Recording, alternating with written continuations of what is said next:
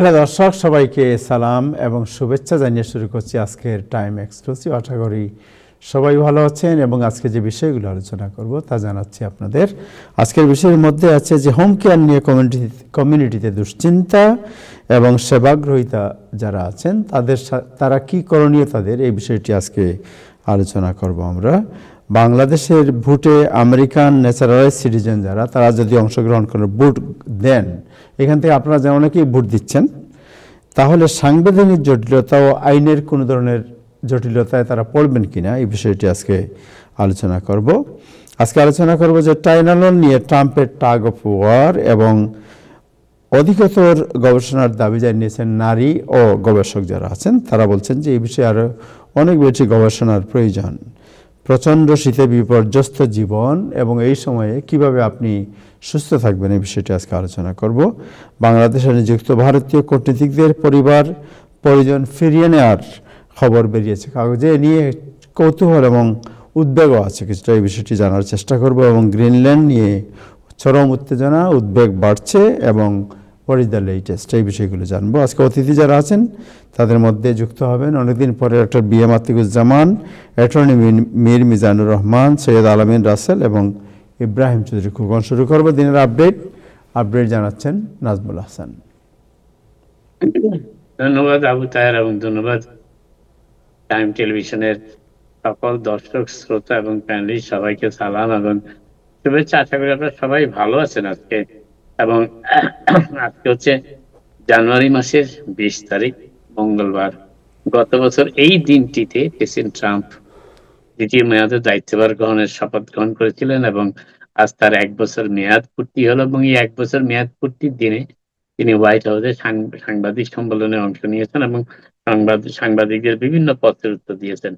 তবে যে কথাটি সবার আগে তিনি বলার চেষ্টা করেছেন বেশ জোরালো ভাবেই, তিনি বলেছেন যে যুক্তরাষ্ট্রে গত 50 বছর ইতিহাসে এই প্রথম নেগেটিভ মাইগ্রেশন, অর্থাৎ রিভার্স মাইগ্রেশন হিসেবে তিনি ব্যাখ্যা করেছেন সেটাকে।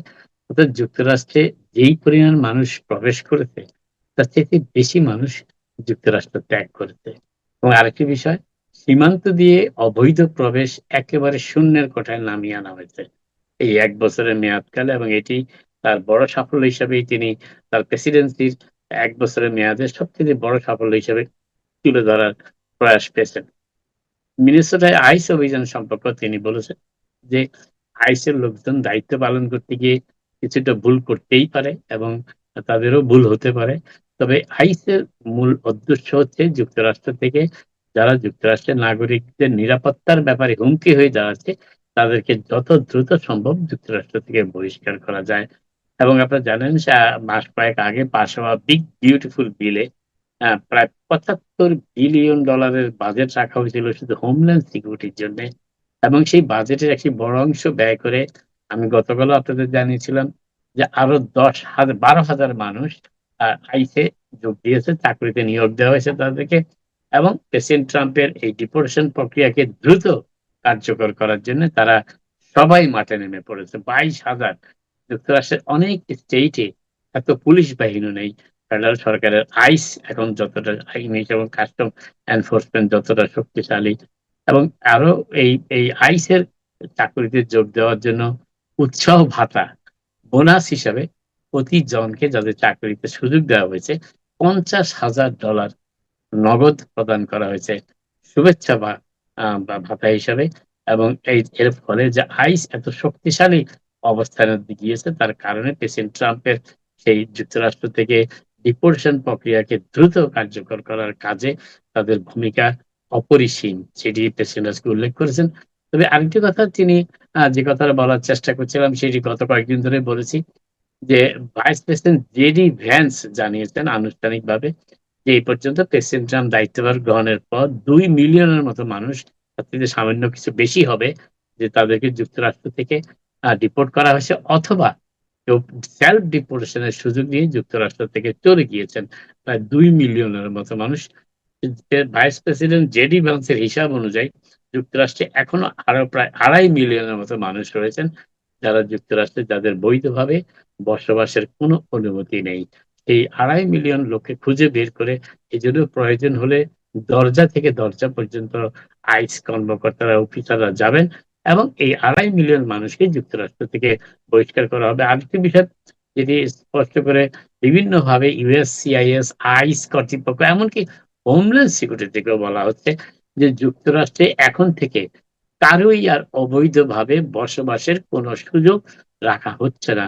এই অবৈধভাবে যারা দীর্ঘমেয়াদে যুক্তরাষ্ট্রে কোনো রকম অনুমোদন ছাড়া রয়ে গিয়েছে তাদেরকে খুঁজে বার করা এবং ভবিষ্যতেও যাতে কেউ এইভাবে দীর্ঘমেয়াদী ব্যবস্থার মাধ্যমে যুক্তরাষ্ট্রে থেকে যেতে না পারে সেই ব্যবস্থাটিও ত্বরান্বিত করা হচ্ছে। ইতিমধ্যে আপনারা জানেন অ্যাসাইলাম যার মাধ্যমে পৃথিবীর বিভিন্ন দেশ থেকে আসা মানুষ যুক্তরাষ্ট্রে আশ্রয়ের চেষ্টা করেছেন।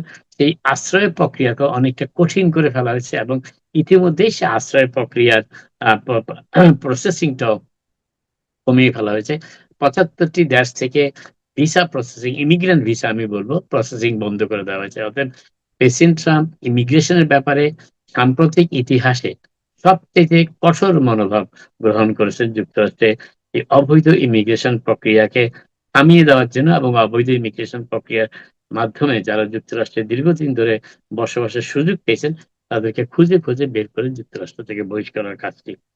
আরেকটি বিষয় যেটি বলার চেষ্টা করছি সেটি হচ্ছে যে এ পর্যন্ত প্রতি প্রায় এবং এর পাশাপাশি শুধু ২২,০০০ আইস কর্মকর্তাকে নিয়োগ দেওয়া নয়, প্রতিদিন যাতে সমগ্র যুক্তরাষ্ট্রে ১,০০,০০০ অভিবাসীদেরকে গ্রেফতার করে যাদের যুক্তরাষ্ট্রে বসবাসের কোনো বৈধ অনুমতি নেই, তাদেরকে যাতে ডিটেনশন সেন্টারে রাখা যায়, সেজন্য ১,০০,০০০ বিছানা সম্বলিত ডিটেনশন সেন্টারের ব্যবস্থা করা হয়েছে সমগ্র যুক্তরাষ্ট্রে। অতএব প্রেসিডেন্ট ট্রাম্প দ্বিতীয় মেয়াদে নির্বাচনের পূর্বে যে প্রতিশ্রুতি দিয়েছিলেন যে যুক্তরাষ্ট্রকে অবৈধ অভিবাসী মুক্ত করবেন, তার প্রক্রিয়ায় তিনি ইতিমধ্যেই মাত্র ১ বছরেই প্রায় ৫০% সফল হয়েছেন। আরেকটি বিষয় হচ্ছে প্রেসিডেন্ট ট্রাম্পের এই কঠোর ইমিগ্রেশন নীতিমালা কার্যকর করার ক্ষেত্রে সহযোগিতার হাত বাড়িয়ে দিয়েছে মেক্সিকো অবশ্য। এবং প্রেসিডেন্ট ট্রাম্প বরাবরই বলার চেষ্টা করেছেন যে দক্ষিণ আমেরিকার দেশগুলো থেকে বিশেষ করে মেক্সিকো থেকে সন্ত্রাসীরা এই না মানা মাদক সন্ত্রাসীরা যুক্তরাষ্ট্রে আস্থা গেড়েছে এবং যুক্তরাষ্ট্রকে তাদের অভয়ারণ্যে পরিণত করার উদ্যোগে অনেকটাই সফল হয়েছে। তিনি সেই প্রচেষ্টাও বন্ধ করতে চান এবং সেজন্য তিনি মেক্সিকোর সব ধরনের সহযোগিতা আশ্বাস পেয়েছেন এবং ইতিমধ্যেই মেক্সিকো সরকার আজকে জানিয়েছে তাদের নিরাপত্তা মন্ত্রী সিকিউরিটি মিনিস্টার জানিয়েছে যে এই নিয়ে ৩য় বারের মতো মেক্সিকো ড্রাগ কার্টেল অর্থাৎ মাদক কার্টেলের ৩৬ জন নেতাকে মেক্সিকো সরকার নিজে থেকেই যুক্তরাষ্ট্র সরকারের কাছে হস্তান্তর করেছে বিচারের আওতায় আনার জন্য। এটি হচ্ছে ৩য় দফা। এর আগে আরো ২ দফায় মেক্সিকো ড্রাগ কার্টেল অর্থাৎ মাদক সম্রাটদের যুক্তরাষ্ট্রের কাছে হস্তান্তর করা হয়েছিল এবং এই ব্যাপারে মেক্সিকো এই সম্পূর্ণভাবে যুক্তরাষ্ট্রকে সহযোগিতা করছে। সে কথাও আজকে মেক্সিকোর সিকিউরিটি মন্ত্রী বলেছেন, জানিয়ে দিয়েছেন। এবং এই পর্যন্ত ৯২ মানুষকে ৩ দফায় ৯২ মেক্সিকোর ড্রাগ কার্টেলের যারা নেতৃত্ব দিচ্ছেন সেই ধরনের ৯২ জনকে যুক্তরাষ্ট্রের হাতে হস্তান্তর করা হয়েছে। প্রেসিডেন্ট ট্রাম্প আজ রওনা হয়েছেন ইউরোপের উদ্দেশ্যে, সুইজারল্যান্ডে যাচ্ছেন তিনি। দাভোসে যে ওয়ার্ল্ড ইকোনমিক ফোরাম সেখানে তিনি অংশ নেবেন। যদিও ইকোনমিক ফোরামের কর্মসূচি ইতিমধ্যেই শুরু হয়েছে। ফ্রান্সের প্রেসিডেন্ট ম্যাক্রন, ইউরোপীয় ইউনিয়নের প্রধান উর্সুলা ভ্যান সেখানে ইতিমধ্যেই বক্তব্য রাখেন। তবে সেখানে যাওয়ার আগে প্রেসিডেন্ট ট্রাম্প গভীর রাতে তার সোশ্যাল মিডিয়াতে এমন সব বক্তব্য দিয়েছেন যাতে ইউরোপের নেতারা ক্ষুব্ধ হয়েছেন কিন্তু কোনো প্রতিক্রিয়া ব্যক্ত করতে পারছেন না। তারা অসহায় অবস্থায় পড়ে গিয়েছেন তারা, কারণ প্রেসিডেন্ট ট্রাম্প সরাসরি তাদের আক্রমণ করেছেন। প্রেসিডেন্ট ট্রাম্পের গ্রিনল্যান্ডকে যুক্তরাষ্ট্রের অন্তর্ভুক্ত করার প্রচেষ্টার বিরোধিতা করার কারণে। ঠিক এমনই অবস্থায় ফ্রান্সের প্রেসিডেন্ট আজকে দাভোসে বক্তব্য করতে গিয়ে তিনি বেশ কঠোরভাবে ইঙ্গিতপূর্ণ মন্তব্য করেছেন যুক্তরাষ্ট্রের প্রতি এবং তিনি সেটা যদিও প্রেসিডেন্ট ট্রাম্প ফ্রান্সকে কটাক্ষ করে সরাসরি কোনো মন্তব্য করেনি, তিনি ইংল্যান্ডকে, ইউনাইটেড কিংডমকে কিছুটা ভর্ৎসনা করেছেন, ইংল্যান্ডের নেতৃত্বকে। যদিও ইংল্যান্ড দিন কয়েক আগে প্রেসিডেন্ট ট্রাম্পের যুক্তরাষ্ট্রের নৌবাহিনীকে সহযোগিতা প্রদান করেছিল ভেনেজুয়েলা থেকে তেল পাচারকারী ট্যাঙ্কার আটক করার ব্যাপারে। তা সত্ত্বেও প্রেসিডেন্ট ট্রাম্প ইংল্যান্ডকে ভর্ৎসনা করেছেন গ্রিনল্যান্ড যুক্তরাষ্ট্রের অধিগ্রহণ করার ক্ষেত্রে বিরোধিতা করার কারণে। কিন্তু ফ্রান্সের প্রেসিডেন্ট ম্যাক্রন আজকে মঞ্চে গিয়ে সমালোচনা করে ইঙ্গিতপূর্ণ মন্তব্য করেছেন যে যে তারা প্রেসিডেন্ট আমরা তিনি বলেছেন যে আমরা বুলি যারা করে আমাদেরকে তাদেরকেও আমরা রেসপেক্ট দেখাতে চাই এবং তারা তারা আমরা ব্রুটালিটির বীভৎসতার পরিবর্তে আইনের শাসন দেখতে চাই। এটিও তিনি বলেছেন পরে ডাভসে এবং তিনি যদিও অন্যান্য ইউরোপীয় নেতারা সরাসরি প্রেসিডেন্ট ট্রাম্পকে ইঙ্গিতপূর্ণ কোনো মন্তব্য করতে চাচ্ছেন না এই মুহূর্তে। কিন্তু ফ্রান্সের প্রেসিডেন্ট ম্যাক্রন সে কাজটি আজকে করেছেন।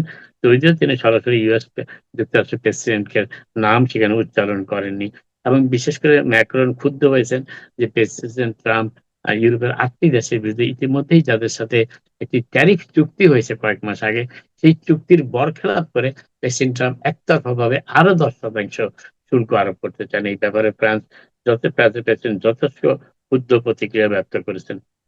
ইউরোপীয় কমিশনের president Ursula van der Leyen তিনিও আজকে ডাভসে বক্তব্য দিয়েছেন এবং তিনি বক্তব্য দিতে গিয়ে বলেছেন প্রেসিডেন্ট ট্রাম্প যে 10% শুল্ক আরোপের হুমকি দিয়েছেন সেটি অত্যন্ত ভুল সিদ্ধান্ত এবং তিনি বলেছেন এটি একটি ভুল এবং এই ভুলটি সংশোধন করার ব্যাপারে প্রেসিডেন্ট ট্রাম্প এগিয়ে আসবেন বলে তিনি এখনো মনে করেন। তার কারণ প্রেসিডেন্ট ট্রাম্পের এই পদক্ষেপের ফলে যুক্তরাষ্ট্রের সাথে ন্যাটোর মিত্র দেশগুলো, বিশেষ করে ন্যাটোর একটি সদস্য যুক্তরাষ্ট্র, এই মিত্র দেশগুলোর মধ্যে একটি ভুল বোঝাবুঝি এবং সাংঘর্ষিক অবস্থার সৃষ্টি হয়েছে। এটি ইউরোপের জন্য যেন মঙ্গল নয়, যেমন মঙ্গল নয়, তেমন যুক্তরাষ্ট্রের জন্য মঙ্গল নয়। এই বিষয়টি প্রেসিডেন্ট ট্রাম্প যত দ্রুত অনুধাবন করতে পারবেন ততই উভয় আটলান্টিকের উভয় অঞ্চলের মানুষগুলোর জীবনের নিরাপত্তা আরো বৃদ্ধি পাবে। এই মন্তব্য করেছেন ইউরোপিয়ান ইউনিয়নের প্রেসিডেন্ট উর্সুলা ভ্যান। আরেকটি বিষয় যেটি বলার চেষ্টা করছিলাম সেটি হচ্ছে যে জাস্টিস ডিপার্টমেন্ট আজকে সত্যি যেটা এতদিন আমরা বলছিলাম যে মিনেসোটার গভর্নর টিম ওয়ালস এবং সেখানকার মিনিয়াপলিসের মেয়র কিথ এলি জ্যাকব ফ্রি এবং মিনেসোটার অ্যাটর্নি জেনারেল কিথ অ্যালিসন এই তিনজনের বিরুদ্ধেই ডিপার্টমেন্ট অফ জাস্টিস ট্রাম্প প্রশাসনের সুপিনা জারি করেছে এবং সুপিনার মাধ্যমে তাদেরকে আদালতে আওতায় নিয়ে আসার আনুষ্ঠানিক প্রক্রিয়া শুরু করেছে। তাদের বিরুদ্ধে অভিযোগ তারা মিনেসোটায় সন্ত্রাসীদের নিয়ন্ত্রণ করতে প্রেসিডেন্ট ট্রাম্প যে আইস কর্তৃপক্ষ আইস বাহিনীকে পাঠিয়েছেন তাদের সহযোগিতা না করা এবং মূলত তাদের বিরুদ্ধে ব্যবস্থা গ্রহণের হুমকি দেওয়া এবং যারা বিক্ষোভ সমাবেশ করছে তাদেরকে তাদের বক্তব্যের মাধ্যমে উস্কিয়ে দেওয়া। এই অভিযোগের প্রেক্ষিতে তাদেরকে তিনজনকেই সুপিনা জারি করা হয়েছে। আজকে নিউ ইয়র্ক টাইমস এবং ফক্স নিউজ এই খবরটি দিয়েছেন জাস্টিস ডিপার্টমেন্টের এবং উদ্ধৃত করে। আরেকটি বিষয় যেটি বলার চেষ্টা করছে ইউএসএ টুডে আজকে প্রথমবারের মতো জানিয়েছে বিশেষ একটি খবরে যে এতদিন আইস কর্তৃপক্ষ যেভাবে বলে আসছিল যে যাদেরকেই গ্রেফতার করা হবে তাদেরকে আর ছাড় দেওয়া হবে না, তাদেরকে মুক্তিও দেওয়া হবে না। কিন্তু আজকে একটি খবর চেপেছে ইউএসএ টুডে পত্রিকা, তারা বলেছে যে টেক্সাসের কয়েকটি সীমান্তবর্তী এলাকায় আইস কর্তৃপক্ষ এবং ইউএস কর্তৃপক্ষ জিরো রিলিজ অর্থাৎ কাউকে ছাড় দেওয়া হবে না, ছেড়ে দেওয়া হবে না এমন মন্তব্য করার পরও এই পর্যন্ত গত ৩ দফায় সেখানে বেশ কিছু পরিবারকে ছেড়ে দেওয়া হয়েছে যাদেরকে আটক করেছিল তাদের সন্তানাদি সহ। কিন্তু ইউএস যুক্তরাষ্ট্রের border security customs and border patrol এবং মিশন কাস্টমস এই ধরনের ১৬০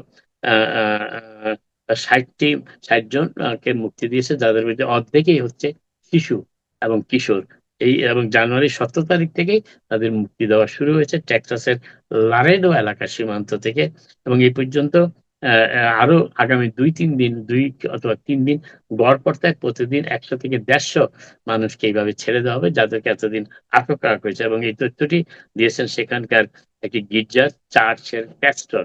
আর তিনি বলেছেন তিনি ইমিগ্রেশন কর্তৃপক্ষ থেকে কাস্টমস এন্ড বর্ডার পেট্রোল থেকে এই বার্তাটি পেয়েছেন যে তাদেরকে গ্রহণ করার জন্য এবং যাদেরকে ছেড়ে দেওয়া হয়েছে তারা অনেকেই ইরান, রাশিয়া, চীন, ভিয়েতনাম, ভেনেজুয়েলা, গুয়াতেমালা এবং মেক্সিকোর নাগরিক।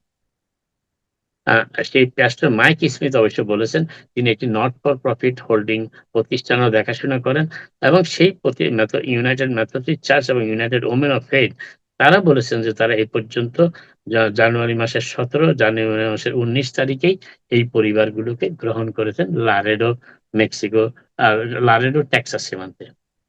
নিউ ইয়র্ক স্টেটের গভর্নর ক্যাথি হোকুল আজ বাজেট পেশ করেছেন প্রায় $260 বিলিয়ন বাজেট। নিউ ইয়র্ক স্টেটের অনেকটা আশাব্যঞ্জক বাজেট, বিশেষ করে মেয়র নিউ ইয়র্ক সিটির নতুন দায়িত্বভার গ্রহণকারী মেয়র জোহরান মামদানির অত্যন্ত আকাঙ্ক্ষিত প্রজেক্ট যেটি হচ্ছে চাইল্ড কেয়ার। সেই চাইল্ড কেয়ার প্রজেক্টের জন্য নিউ ইয়র্ক স্টেট আলাদা বাজেট বরাদ্দ রেখেছে যাতে নিউ ইয়র্ক সিটিতে ইউনিভার্সাল চাইল্ড কেয়ার চালু করা যায়। এবং এটি গত বছরের বাজেটের চাইতে $8 বিলিয়ন বেশি। গত বছর বাজেট ছিল $252 বিলিয়ন। এবছর বাজেট প্রস্তাব করা হয়েছে 2026-27 অর্থ বছরের জন্য প্রায় $260 বিলিয়ন। এবং এই বাজেটের এবং যদিও এই বাজেট পাস করার ব্যাপারে গভর্নরকে কিছুটা প্রতিরোধ কিংবা কিছুটা হিমশিম খেতে হতে পারে ডেমোক্রেটিক নিয়ন্ত্রিত স্টেট সিনেট এবং স্টেট অ্যাসেম্বলি থেকে। যদিও এবছর আম, আপনার গভর্নর হুকুলের উপর একটি চাপ ছিল নিউ ইয়র্ক স্টেট যারা ধনাঢ্য ব্যক্তি আছে, যাদের আয় $1 মিলিয়ন কিংবা তার চাইতে বেশি বছরে আয়, তাদের উপর অতিরিক্ত কর আরোপ করার বিষয়টি। গভর্নর কিন্তু তার বাজেট প্রস্তাবে সেই কর বৃদ্ধি করার কোনো প্রস্তাবই তিনি রাখেননি। অতএব আপাতত 2026-27 সালের বাজেটে কোনো কর আরোপ করার চিন্তা ভাবনা গভর্নরের নেই। যদিও মেয়র মামদানি এবং তার সমর্থকরা এবং তার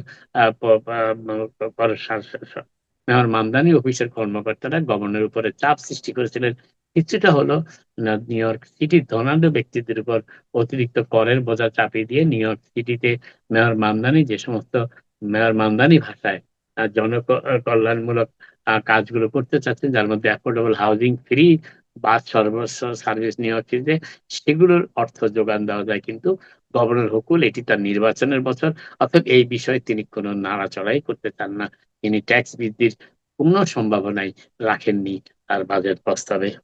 আরেকটি বিষয় যেটি বলার চেষ্টা করছি যে যেটি গভর্নর হুকুল প্রতিজ্ঞা করেছেন বা প্রতিশ্রুতি দিয়েছেন, আমি বলবো $4.5 বিলিয়ন তিনি চাইল্ড কেয়ার কর্মসূচি, যেটা স্টেট ওয়াইড সমগ্র নিউ ইয়র্ক স্টেট জুড়ে সেখানে দিন করবেন, যার মধ্যে 160 বিলিয়ন ছিল গত বছরের বাজেটে, সেটা বাড়িয়ে করা হয়েছে $4.5 বিলিয়ন। এবং নিউ ইয়র্ক সিটি যে টু কেয়ার প্রোগ্রাম, অর্থাৎ 2 বছর কিংবা তার চাইতে কম বয়সীদের চাইল্ড কেয়ার ফ্যাসিলিটি প্রদান করা যে ব্যবস্থা, সেটিও তিনি নিশ্চিত করেছেন।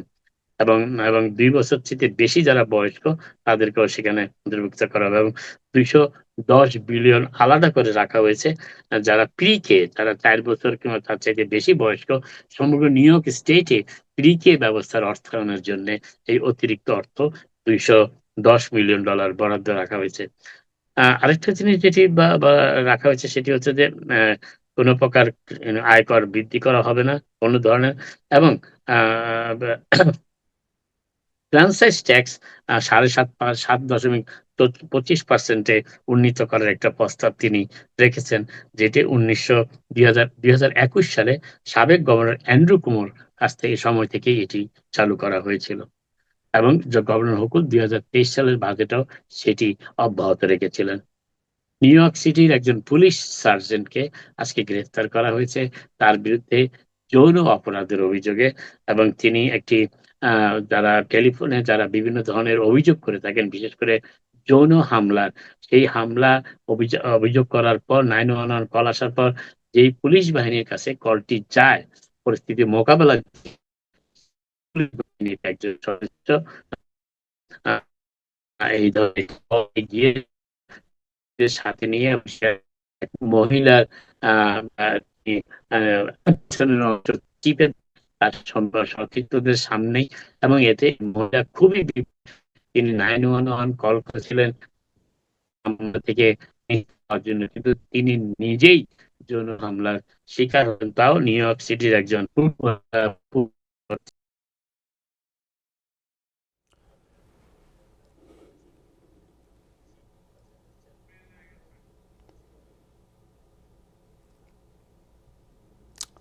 নাজমুল ভাই, আপনার নেট ডিস্টার্ব করতেছে, আমার মনে হয় ফ্রিজ হয়ে গেছে এটা। Thank you so much. আমার মনে হয় আমরা কথা বলি জনাব মীর মিজানুর রহমান আপনার সাথে। মীর মিজান ভাই, আপনি শুনতে পাচ্ছেন? আমি শুনতে পাচ্ছি, আপনি শুনতে পাচ্ছেন? হ্যাঁ, আচ্ছা দেখি দাঁড়ান, নাজমুল সাহেব আবার জয়েন করছেন মনে হয়। হঠাৎ করে লাইনটা কেটে গেল কেন আমি বুঝলাম না। আপনাদের না, দিক আপনার থেকে তো একটু ফ্রিজ হয়ে গেছে, আপনার নেট ফ্রিজ হয়ে গেছিল। আর এখন ঠিক আছে? আমাদের এখানেও সেম অবস্থা।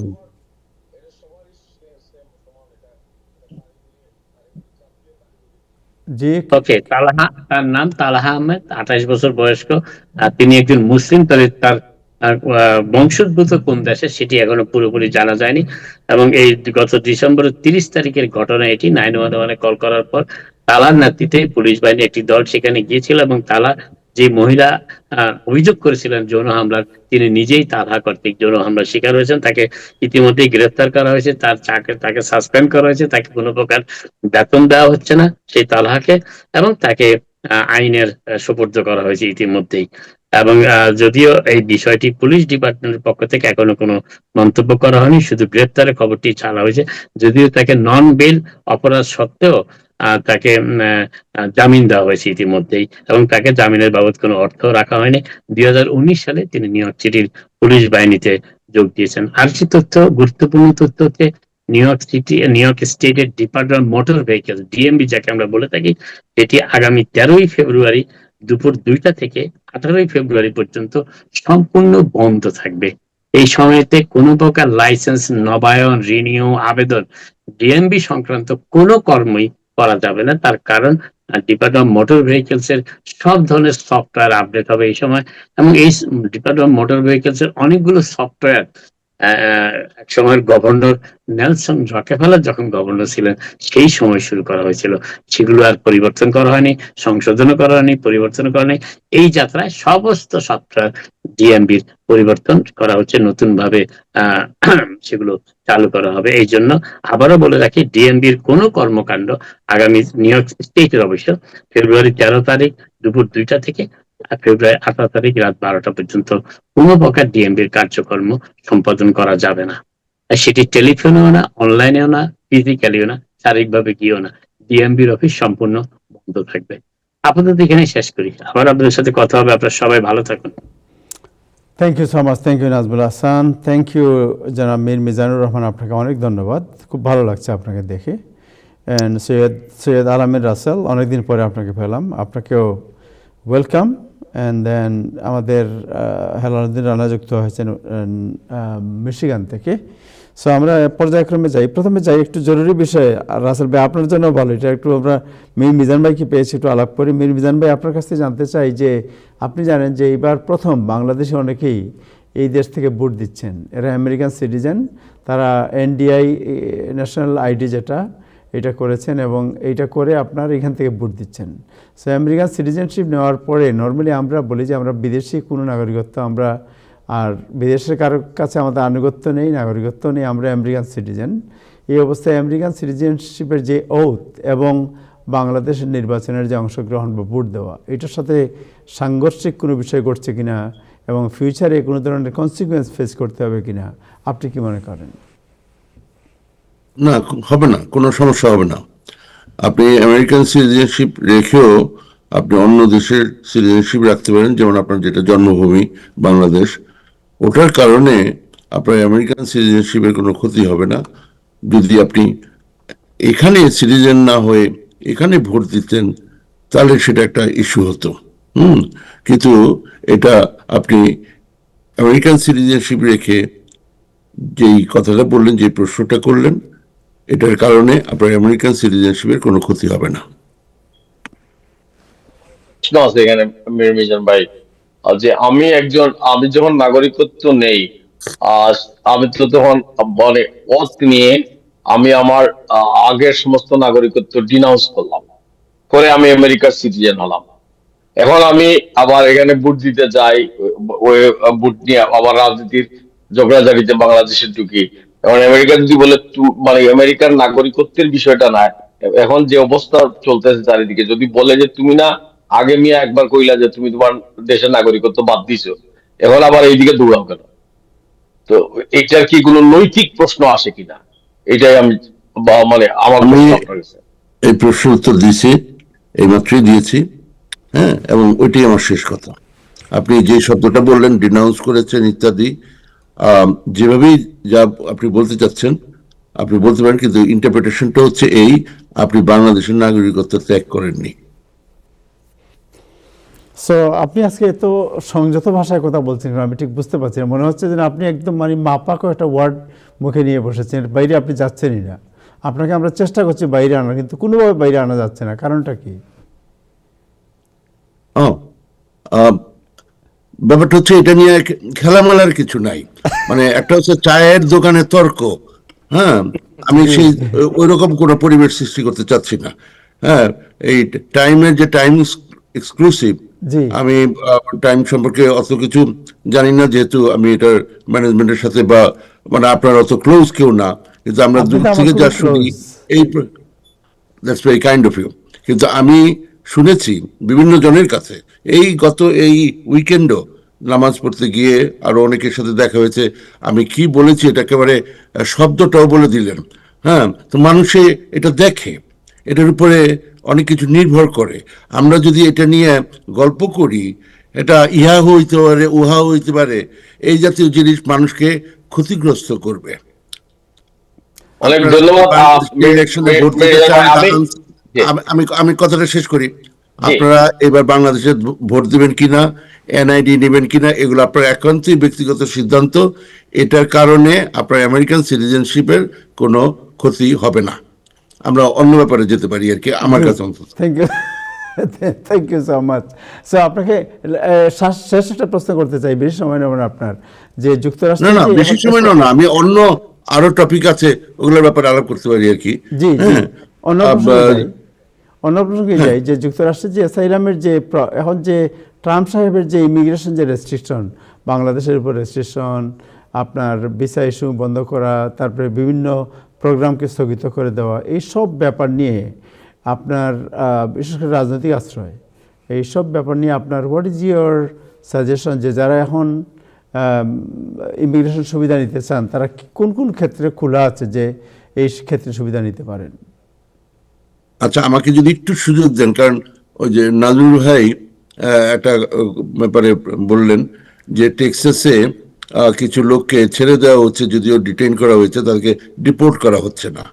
হ্যাঁ, এখানে প্রথমে আমি যেটা বলতে চাই যে আপনাকে কেউ যদি এখানে ইলিগাল থাকেন, তাকে ডিটেইন করাই যায়।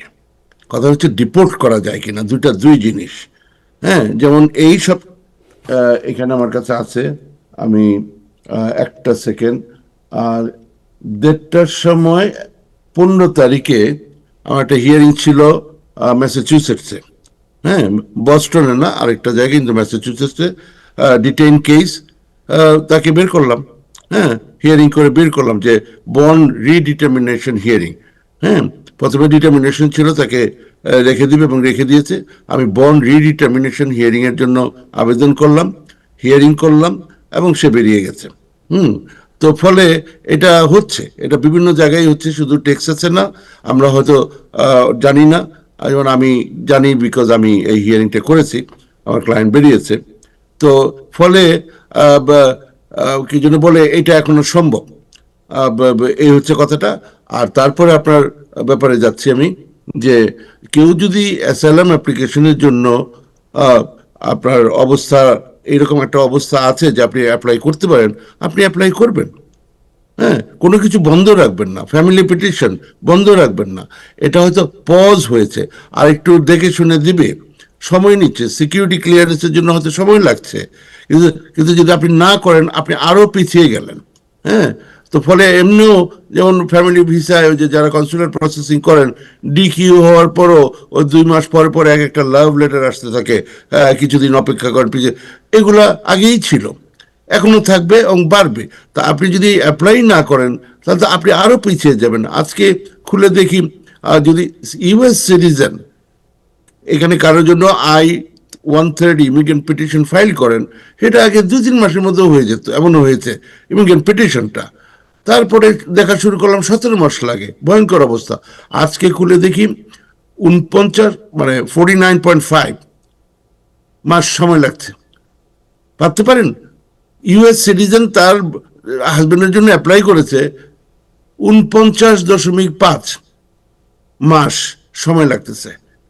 মানে একটা মানে বুঝতেই পারতেছেন বাংলায় অনেক ধরনের শব্দ আছে, হ্যাঁ, মানে এটা আপনি ভাবতে মানে পারেন, 4 কিন্তু যদি বছর, আপনি না করেন almost আপনি তো 4 আরো বছরের পিছিয়ে বেশি। যাবেন, মানে আপনি আরো পিছিয়ে যাবেন। হ্যাঁ, আমরা আশা করতেছি যে একসময় আবার এটা তো উঠানামা করে, হ্যাঁ, এটা হয়তো করবে, কি জানি বলে যে কমে আসবে।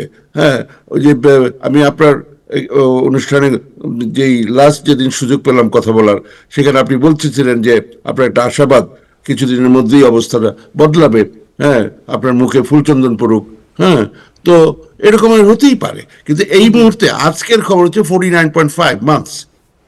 তো এই হচ্ছে অবস্থা, আপনারা কেউ কোনো কিছু বন্ধ রাখবেন না, যারই যা অবস্থা আছে, যদি আপনার জীবনের ভয় থাকে, স্বাধীনতা ক্ষুণ্ণ হওয়ার ভয় থাকে, আপনি এদেশের প্রোটেকশন নেবেন। আইন বন্ধ হয় নাই, হ্যাঁ, আইন ঠিকই আছে, হ্যাঁ, সুতরাং আপনি এগুলো করে যাবেন। কথা হচ্ছে এই ফ্রড করা টোলা এগুলো একটু সাবধানে করতে হবে, সাবধানে মানে কি করা যাবে না আর কি, এই হলো কথা। Thank you so much, thank you, আপনাকে অনেক ধন্যবাদ জনাব অ্যাটর্নি মীর মিজানুর রহমান। আপনাকে আমাদের অন্তরের অন্তঃস্থল থেকে ধন্যবাদ। আমাকে কি ধন্যবাদ মানে আমাকে বিদায় করে দিচ্ছেন? না না, আপনি অলওয়েজ থাকবেন। আচ্ছা, আপনি বিদায় thank দিচ্ছি you. না, মানে আপনি আমি তাহলে আরেকটা কথা বলি। আজকে এক ভদ্রলোক তার ওয়াইফ নিয়ে আসছেন, হ্যাঁ, ওই মানে একটা কনসালটেশনের জন্য। ওনার অন্য লয়ার আছে, অ্যাটলিস্ট 2জন বা 3জন লয়ার আছে এই মুহূর্তে বিভিন্ন বিষয়ে। হ্যাঁ, আমি তার এইভাবে লয়ার না, কিন্তু এসে আমার উপর সমস্ত রাগটা ঝাড়লেন যে আপনাদের মতো লয়ারদের কারণে আমার জীবনটা শেষ হয়ে গেল। হ্যাঁ, তো যাই হোক, আমি যেটা বলবো, আমি মানে আমি তার আগে কখনোই দেখা হয় না, 6 মাস আগে একবার আসছিলেন। আমি শুধু এটাই বলবো, এই যে কথাটা, এটা খুবই খুবই লজ্জার একটা ব্যাপার। আমাদের কাছে মানুষের ট্রাস্ট করে আসে, পয়সা করি দেয়, হ্যাঁ, তার পুরো ফ্যামিলি তার জন্য ওয়েট করে। আমরা যদি মানে অন্তত আমি যদি যদি না, আমি নিশ্চয়ই কারো না কারো ভুল টুল করছে, সোজা কথা। তো যা যা করেছি, আমি আপনার অনুষ্ঠানের মাধ্যমে আমি ক্ষমা চেয়েও ক্ষমা পাবো না, কারণ যা ক্ষতি করার তো আমি করে ফেলেছি।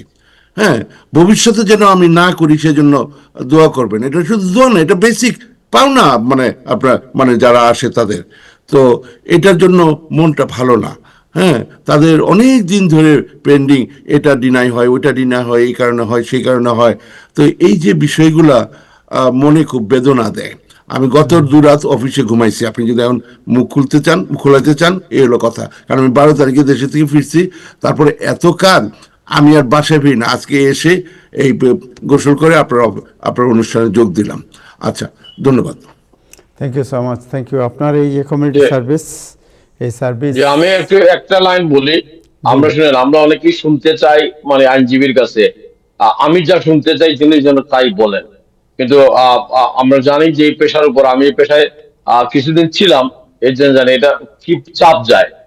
এখনকার যে পরিস্থিতি, এবং মীর মিজান ভাই একজন চৌকস পেশাদার হিসাবে যতটুকু বলা প্রয়োজন ততটুকুই বলছেন। আমরা অনেকেই এই আইন পেশার বা পেশার কাছাকাছি যারা থাকেন, অনেকেই অতিরিক্ত কথা বলে মানে মানুষকে বিভ্রান্ত করতেছেন, সে পথে না গিয়ে যে কমিউনিটিকে যে একদম মাপা শব্দ, এটা দিয়ে তিনি যে আজকে তথ্য দিলেন, ধন্যবাদ মীর মিজান ভাই, আমাদের থ্যাংক ইউ পাশে সো থাকবেন। মাচ মিজান ভাই। ইন ফিউচার মাপা যে শব্দটা উনি ব্যবহার করেছেন, ওইটা একটু বাদ দিয়ে দিয়েন আপনি, কারণ আপনার কাছ থেকে অনেক কিছু আমরা শুনতে পারি, যেটা আমরা আলোচনা করি, আমরা একটু আনন্দও পাই। সো এই মাপা জিনিস সবসময় ব্যবহার করা ঠিক হবে না আপনার। এখানে এমন সব মানুষজন আছে এই প্যানেলে, যারা আমরা যখন ওই জীবন গড়ার পেছনে হাঁটি হাঁটি করে পা দিচ্ছিলাম, তখন অলরেডি তারা এখানে সেটেল। এখানে অনেক মুরব্বী মানুষ আছে, হ্যাঁ, আর নিচে নামায় না আমাকে ওনাদের সামনে, হ্যাঁ, ওনারা অনেক সম্মানিত মানুষ, ওনাদের সামনে আসেন, আমরা কাজ মানে মানে বুঝতেই পারছেন ওনারা অপেক্ষা করতেছে। জি, হ্যাঁ, thank you so please. Much, thank you, আপনাকে অনেক ধন্যবাদ। টেক সাম রেস্ট মিজান ভাই, থ্যাংক ইউ সো মাচ। আমার অবশ্য 10টা আরেকটা প্রোগ্রাম আছে, ফলে আমি এখানে বিদায় নিব। জি। আপনাদের অনেক ধন্যবাদ। খোদা হাফেজ, আসসালামু খোদা আলাইকুম। হাফেজ, আসসালামু আলাইকুম। আলমগীর, আপনার কাছে আসছি। আমরা একটু বহুদিন পরে আমাদের সবার প্রিয় আতিক ভাইকে পেয়েছি। আতিক ভাই, আপনাকে অভিনন্দন, শুভেচ্ছা। প্রথমেই জানি যে আপনি তো ফ্লোরিডাতে, আপনি বুঝবেন না এটা, এই এই এই এই এই যে শীত, এই শীতের কষ্ট কাকে বলে আমরা হাড়ে হাড়ে টের পাচ্ছি। তো এই শীতের মধ্যে আমি শরীরটাকে সুস্থ একটু রাখতে চাই, আমার ইমিউন সিস্টেমকে একটু ফুরফুরে রাখতে চাই, কিভাবে রাখতে পারি? আসসালামু আলাইকুম সবাইকে। অনেক ধন্যবাদ, আপনাদের সবাইকে দেখে ভালো লাগছে। বরাবরের মতন আমাদের প্রাইম টেলিভিশন সব দর্শকদের শুভেচ্ছা। আসলে এবার শীতের কবল থেকে আমরা যারা ফ্লোরিডাতে আছি আমরাও শীতে আক্রান্ত হচ্ছি। আহ, আহ, এবং আহ, শীতে আপনি খুব চমৎকার একটা টপিকস নিয়ে বরাবরই আপনি খুব চমৎকার টপিকস নিয়ে আসেন, যে এই শীতে আমরা আমাদের ইমিউন সিস্টেমকে কিভাবে বুস্ট করতে পারি, আহ, এবং কি ধরনের খাবার খেতে পারি যেটা এই শীতের জন্য ফোকাসড। সো 6টা ইম্পর্টেন্ট জিনিস জানা দরকার, যে 6 ধরনের খাবার খুব ইম্পর্টেন্ট শীতের সময়। একটা হলো ভাইটামিন সি যুক্ত খাবার। কেন? কারণ ভাইটামিন সি আমাদের শরীরের যে ইমিউন সেল আছে, প্রতিরক্ষাকারী যে সমস্ত সেল আছে, সেগুলোকে বুস্ট করে। সো ভাইটামিন সি হলো একটা অ্যান্টি অক্সিডেন্ট। কোত্থেকে আপনারা পাবেন? অরেঞ্জ, গ্রেপ ফ্রুট, যেটা এই সময় বেশি পাওয়া যায়। রঙিন যে কোনো শাকসবজি, বেল পেপার বলেন, ব্রোকলি বলেন, স্ট্রবেরি বলেন, পালং শাক বলেন, সো রঙিন যে কোনো কিছু, গাজর। ভাইটামিন ডি, বিশেষ করে আপনারা যারা নিউ ইয়র্কে আছেন, বাইরে অনেক স্নো, সূর্যের মুখ দেখছেন না। সো শীতকালে তো অনেক জায়গায় দিন ছোট, আপনাদের অনেক জায়গায় রোদ পড়ে না, সো সানলাইট, রোদ্রের আলো থাকে না, অতএব ভিটামিন ডি কমে যায়। তাহলে কোত্থেকে ভিটামিন ডি পাবেন? তেলযুক্ত মাছ খেলে। অবশ্যই ইলিশ মাছে তেল আছে, কিন্তু আমাদের আমেরিকাতে বা এই দক্ষিণ গোলার্ধে যারা আছেন তাদের জন্য স্যামন, ম্যাকারেল কিংবা সার্ডিনস এগুলো ভালো। ডিমের কুসুমে প্রচুর পরিমাণ ভিটামিন ডি আছে। আমাদের বাজারে যে সমস্ত ফর্টিফাইড দুধ আছে সেগুলোতে আছে, এবং plant based milk, almond milk, এগুলোতে আছে। আরেকটা ইম্পর্টেন্ট হলো জিঙ্ক। আমাদের জিঙ্ক কিন্তু ইমিউন সিস্টেমকে, ফাংশনকে মডুলেট করে। এগুলো কোথায় পাবেন? এগুলো পাবেন হলো ডালে, ছোট ছোট লেগিউমস যেগুলো, যেমন চিকপিস, পামকিনের যে বিচি সেগুলোতে, নানা রকমের বাদামে, বিশেষ করে ক্যাশু নাটে ভালো পাবেন, চিকেন এবং লিন মিট, এগুলোতে জিঙ্ক ভালো পাওয়া যায়। সো জিঙ্ক খেতে হবে। আরেকটা ইম্পর্টেন্ট জিনিস আমি সবসময় বলি, প্রোবায়োটিক্স এবং প্রিবায়োটিক্স। প্রোবায়োটিক্স মানে কি? সিম্পল, আপনাদের দই, টক দই, হ্যাঁ, এটা শরীরের জন্য খুব ভালো। আর প্রিবায়োটিক মানে কি? শরীরের আমাদের ডাইজেস্টিভ সিস্টেমের মধ্যে যে সিস্টেমটা প্রোবায়োটিককে কাজ করতে সাহায্য করে।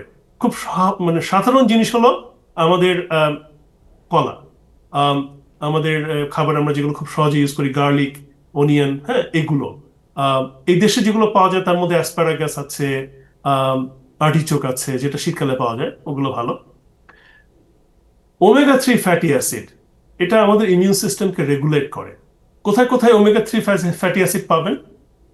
ওয়ালনাটে পাবেন, আমাদের ফ্ল্যাক্সিডে পাবেন, চিয়া সিডে পাবেন, আর তেলযুক্ত যে কোনো মাছ, স্যামন, ম্যাকেরল কিংবা হেয়ারিং, আমি যেগুলো আগে বললাম, সার্ডিনস। প্রোটিন, এই সময়টায় কিন্তু প্রোটিন প্যাক খেতে হবে। তার মানে পাউডার প্রোটিন আমি খেতে বলি না, কারণ প্রোটিনটা আমাদেরকে, আমাদের যে অ্যান্টিবডি আছে শরীরে এবং ইমিউন সিস্টেমকে যেটা সাহায্য করে, তো ওটাকে বিল্ড করতে সাহায্য করে। সো ডিম, দুধ, ডাল, ইয়োগার্ট, বিশেষ করে গ্রিক ইয়োগার্ট, এবং মুরগির মাংস, মাছ, এগুলোতে আপনারা পাবেন প্রোটিন। সো এটা খুব ইম্পর্টেন্ট। এখন এই ঠান্ডা ওয়েদারের ভিতরে কোন ধরনের খাবার আপনারা খেতে পারেন? গরম যে কোনো কিছু খেতে ভালো লাগে, স্যুপ জাতীয় খাবার। সো এই রঙিন শাকসবজি দিয়ে যদি একটু স্যুপ বানানো যায়, আপনি যদি ডালের একটু স্যুপ বানান, খুব ভালো হয়। তো আমি কিছু আপনাদের আইডিয়া দিই। সকালবেলায় আপনারা ওটমিল খেতে পারেন, তার সাথে কিছু নাট, তার সাথে কিন্তু চিয়া সিড। আমি আজকাল খাই, আমার সকালের খাবার হলো ওটমিল, চিয়া সিড, তার সাথে কিছু অ্যালমন্ড কুচি, আর আমি 1 কাপ গ্রিন টি খাই। বিশ্বাস করেন, আমি যখন থেকে এই খাবারটা অ্যাডাপ্ট করেছি, আমার অজান্তেই আমার কিছু ওজন কমা শুরু হয়েছে। এবং খাবারটা খেলে দীর্ঘ সময় না খেয়ে থাকা যায়, কারণ এটা হলো কমপ্লেক্স কার্বোহাইড্রেট। লাঞ্চে কিন্তু ডালের স্যুপ, মানে আমাদের ডালের 1 বাটি ডাল খেতে পারেন, কিংবা ডালের সাথে একটু গাজর, একটু স্যালারি, আমাদের পুঁই শাক মিলিয়ে দিতে পারেন। খুব ভালো ভালো জিনিস। স্ন্যাক্স হিসাবে গ্রিক ইয়োগার্ট খেতে পারেন, 1 মুঠো অ্যালমন্ড খেতে পারেন, আমাদের চীনাবাদাম যেটা দাম কম ওটাও খেতে পারেন। ডিনারে মাছ খাওয়ার চেষ্টা করবেন, সুইট পটেটো, মিষ্টি আলু, যেটা শীতকালে বেশি পাওয়া যায়, বাংলাদেশে আমরা পেতাম, এখানে তো সবসময় পাওয়া যায়। ভাতের বদলে যদি মিষ্টি আলু খেতে পারেন, আহ, ভাত খেতে পারেন সামান্য, আহ, কিন্তু মাছ খাবেন বেশি করে রাতের বেলায়। আরেকটা ইম্পর্টেন্ট জিনিস শীতকালে, আহ, পানি বেশি খাওয়া। আমাদের শরীরে আপনারা জানেন এই সময় আহ, শুষ্ক আবহাওয়া থাকে, পানি বেশি খেতে হয়। আর হার্বাল টি, বিশেষ করে জিঞ্জার টি, আমাদের যারা একটু হানির সাথে একটু আদা দেন, আম, তার সাথে একটু লবঙ্গ দিয়ে খান যারা, খুব ভালো জিনিস। গ্রিন টি খাওয়াটা খুবই ভালো জিনিস। লিমিট করবেন কি, এক্সেসিভ সুগার, যেখানেই হাই সুগার ড্রিঙ্কস আছে সেগুলো অ্যাভয়েড করবেন, চেষ্টা করবেন কম খেতে। আরেকটা হলো আলট্রা প্যাস্টুরাইজ ফুড যেগুলো আছে, আলট্রা প্রসেস ফুড, আমি সবসময় বলি যেগুলো অ্যাভয়েড করবেন, বিশেষ করে যেটা খুব ইজি টু ইট, যেমন ধরেন চিপস, যেমন ধরেন পেস্ট্রিজ, যেমন ধরেন বিস্কিটস, যেগুলো খুব সহজে আপনি বাজার থেকে কিনতে পারছেন, খুব ইজি টু ইট, কিন্তু আলট্রা প্রসেসড আমাদের শরীরের জন্য ভালো না।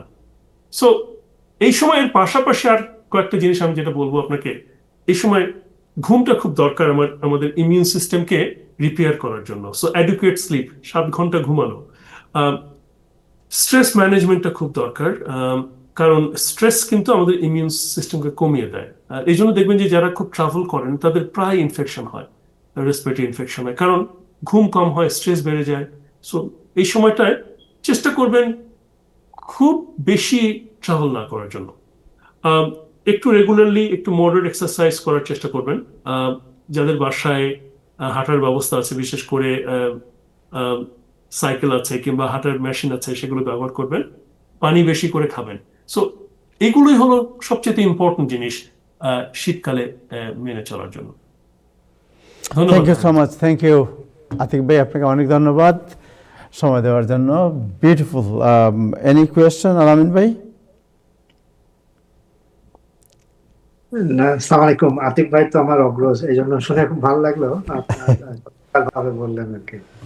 থ্যাংক ইউ সো মাচ, অনেক থ্যাংক ইউ ধন্যবাদ। আতিক ভাই, বিউটিফুল ধন্যবাদ। প্রেজেন্টেশন। আমরা অনেক কিছু জানলাম এবং এটা আমাদের জন্য খুব উপকারে লাগবে, বিশেষ করে নিউ ইয়র্কে আমরা যারা আছি, প্রচণ্ড ঠান্ডার মধ্যে আমরা সময় অতিক্রান্ত করছি। আপনাকে অনেক ধন্যবাদ। একটু আমাদের সৈয়দ আলামিন রাসেলের কাছে যাই একটু। তাহলে আলামিন রাসেল, জানতে চাই হোম কেয়ার নিয়ে। আপনি জানেন হোম কেয়ার আমাদের অনেকেরই মানে জীবনের একটি অংশই হয়ে গিয়েছিল, যে বিশেষ করে বাংলাদেশি যারা ফ্যামিলি ছিলেন তাদের প্রত্যেকেরই বাবা মা আত্মীয় স্বজন অনেকেরই তারা হোম কেয়ার, একদিকে যেমন তাদের জীবনের অনেক আপনার খুব আয়েসী জীবন যেমন ছিল, তেমনি একটি আয়ের একটা ব্যবস্থা ছিল। কিন্তু গত প্রায় 1 বছর হয়ে যাচ্ছে এখন, এর মধ্যে যে পরিবর্তন আসছে, এবং এখন ট্রাম্প প্রশাসনে আবার দেখা যাচ্ছে বিভিন্ন ধরনের এনফোর্সমেন্টও আছে যারা মিসইউজ করেছে এটা, এবং অনেকে মনে করছেন এখন যে এটা নেওয়াটাই বোধহয় একটা বিপজ্জনক অবস্থানে আমাদের নিয়ে যেতে পারে।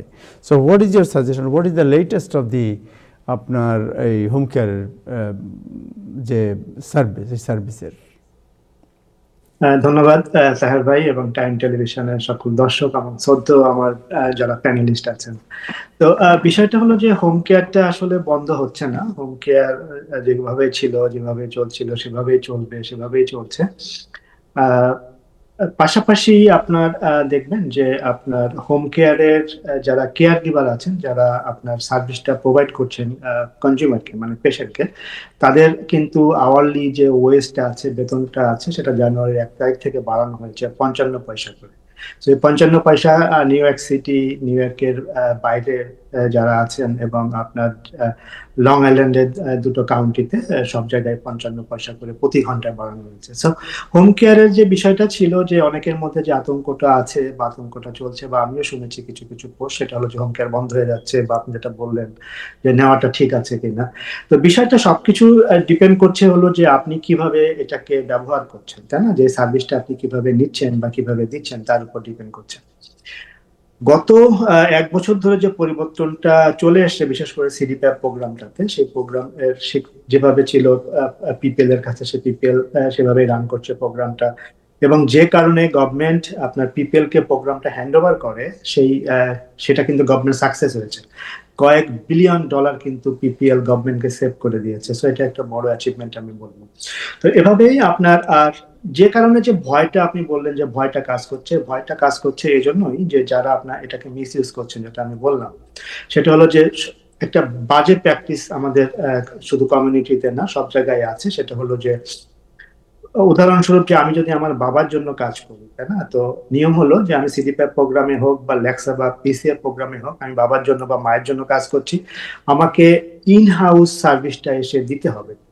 তো প্র্যাকটিসটা কিভাবে হয়ে যাচ্ছে, মেল প্র্যাকটিসটা, সেটা হলো যে অনেকেই আছেন যে হয়তো আমি আরেকটা ফোন ইউজ করছি, ফোনটা আমি বাসায় রেখে দিলাম, তো রেখে দিয়ে আমি নির্দিষ্ট অ্যাপের মাধ্যমে ক্লক ইন ক্লক আউট করি। তো তখন যেটা হচ্ছে সেটা হলো যে আপনার ট্র্যাক করতে পারছে যে আমি কোথায় যে আমি ক্লক ইন করছি, কোন লোকেশনে আমি ক্লক আউট করছি, এই জিনিসগুলো কিন্তু ট্র্যাক হয়। তো যখন আমি অন্য একটা ফোন আমি ইউজ করছি তখন কিন্তু এই ফোনটা বাসায় থেকে যাচ্ছে। এখানে দুইটা বিষয় কিন্তু খেয়াল করবেন, সেটা হলো যে সিডিপ্যাপের প্রোগ্রামটা বা পিসিএ বা লেক্সার প্রোগ্রামটা ঠিক এভাবেই করা যে আমি পেশেন্টের প্রয়োজনে বাইরে যাব, ফার্মেসিতে যাব, তার জন্য গ্রোসারি করতে পারি, তার জন্য খাবার কিনতে পারি, এই কাজগুলো আমাকে করতে হবে। অ্যাটলিস্ট 3টা কাজ আমাকে প্রতিদিন করতে হয়। এখন এই কাজটা করার জন্য যদি আমি সবসময় ফোনটা যদি আমার বাসায় থাকে, সেটাও কিন্তু আপনার তদন্তের মধ্যে চলে আসতে পারে। আবার ঠিক একইভাবে যদি দেখা যায় যে না, আপনার ফোনটা বাসায় আছে কিন্তু আপনি নাই, আপনি অন্য একটা ডিভাইস ইউজ করছেন, অন্য একটা ফোন আপনার পার্সোনাল কাজের জন্য ইউজ করছেন, কিন্তু আপনি আপনার ক্রেডিট কার্ড বা ডেবিট কার্ডটা কিন্তু অন্য একটা শপে ইউজ করে ওই কাজের সময়, অথবা যে সময় আপনি ক্লক ইন করছেন আপনার বাবা বা মায়ের জন্য কাজ করছেন, সে সময় আপনি অন্য একটা জায়গায় আপনি কাজ করছেন। যদি এই ধরনের কোনো কিছু ঘটে থাকে তাহলে কিন্তু এটা একটা মেডিকেড ফ্রড, এবং মেডিকেড ফ্রড যে তদন্তগুলো আপনার হলো, হ্যাঁ, সেই তদন্তগুলোর মধ্যে দিয়ে কিন্তু গভর্নমেন্ট এখন যাচ্ছে এবং আরো স্ট্রংলি সামনে আরো খুব বেশি। তো এই বিষয়গুলো নিয়ে সাবধান হতে হবে। Thank you so much, thank you আপনাকে। হেলালুদ্দিন রানা, আপনি তো any question about home care? আপনি তো অনেক কথা বলেন হোম কেয়ার নিয়ে। না, আমি মানে আলামিন সুন্দর করেই বলেছে যে আমরা মানে স্বাস্থ্য সেবা বা যাদের প্রয়োজন তাদের জন্য কোনো সেবা বন্ধ হয় নাই, যেমন করে আমেরিকান ইমিগ্রেশন বন্ধ হয় নাই, বন্ধটা আচ্ছা, হয়েছে ওকে ওকে জালিয়াতি। ওকে, আপনি যে অন্যদিকে চলে গেছেন, আপনার বলতে হবে না, কোনো আপনি বুঝে চাই নাই, গেছেন। আপনি আমাদের থামায়েন না। এই না, জালিয়াতিটা আমি শুরু থামতেছি হয়েছে না, বাট যখন আপনি তো অন্যদিকে আমরা নিয়ে জানি যাচ্ছেন জিনিস। কাদের আমলে শুরু হয়েছে, আমরা জানি। এই জালিয়াতি হওয়ার কারণেই আজকে আমরা এই জন্য নিয়ে আলোচনা করতেছি। আপনাকে ধন্যবাদ এই জালিয়াতি নিয়ে এই স্বল্প সময়ের মধ্যে হলেও আমাকে কিছু বলার সুযোগ দিয়েছেন এবং থামিয়ে দিয়েছেন। এই জালিয়াতি যদি আগে থেকে আমরা না করতাম আজকে আমাদের এই আলোচনাগুলো করতে হতো না। এবং আমরা এই যে আলামিন বললেন এগুলা তদন্ত কোনো কিছুই আননোটিস যায় না, কোনো কিছুই তদন্তের বাইরে যাবে না। এই এই যে যারা জালিয়াতি করছেন বা এখনো করতেছেন, তারা যদি এখনো দ্রুত সরে আসেন না, তাহলে এটা শুধু নিজেদের জন্য ক্ষতি হবে না, আমাদের কমিউনিটির জন্য ক্ষতি হবে। এবং টোটাল এই বেনিফিট যারা পান, মানে জালিয়াতি করেন 2-4 জন, কিন্তু প্রকৃত যারা প্রাপ্য যারা এটা পাওয়া উচিত তারাই ক্ষতিগ্রস্ত হন। সো ধন্যবাদ। আমরা থ্যাংক ইউ আপনাকে। এই আপনার সাথে আমি প্রসঙ্গগুলা আলোচনা করতে চাই ভারতীয় দূতাবাসের সব স্বজনদেরকে তাদের দেশে ফিরে যাওয়ার নির্দেশ দেওয়া হচ্ছে এই বিষয়ে। বাট একটু আলামির কাছে, আপনার কাছে আরেকটা ছোট্ট একটা বিষয় জেনে নেই যে অ্যাসিস্টেড লিভিং প্রোগ্রাম, একটা প্রোগ্রাম আছে, এটা কি এবং এই প্রোগ্রামে কারা সুবিধা নিতে পারে? ধন্যবাদ তাহের ভাই। এটা একটা চমৎকার প্রোগ্রাম, মেডিকেইডের এবং আপনার সোশ্যাল সিকিউরিটি বেনিফিটের প্রোগ্রাম।